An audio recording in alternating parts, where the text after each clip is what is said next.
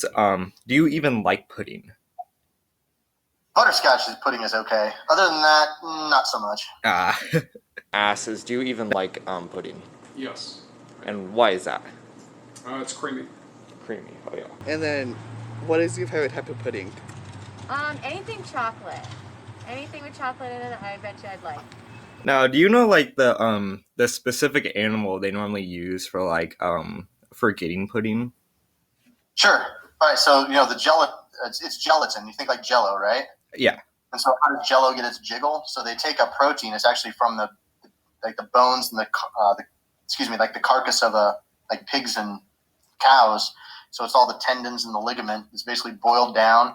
And they scrape it off the top, and it's dehydrated, and then they add like artificial flavorings and colorings to it, and you got Jello pudding. Yeah. And gelatin's added to a bunch of stuff. It's added to marshmallows, gummy bears, pudding, lots of foods.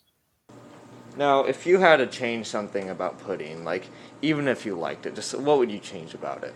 I'd like to give it make a separate flavor that has a crunch in it, something with some texture, beyond just the silky smoothness. So, if you had to make a change to the pudding, like what would you do? What? If you had to change something about pudding, just change it. How do you change pudding? I have no idea. Like you were talking about how the texture had a problem before.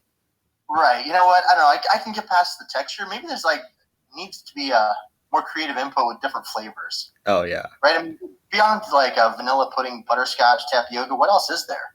Maybe you need to get more creative with the pudding flavors. Okay, so, Miss Adams, why do you think pudding is weird?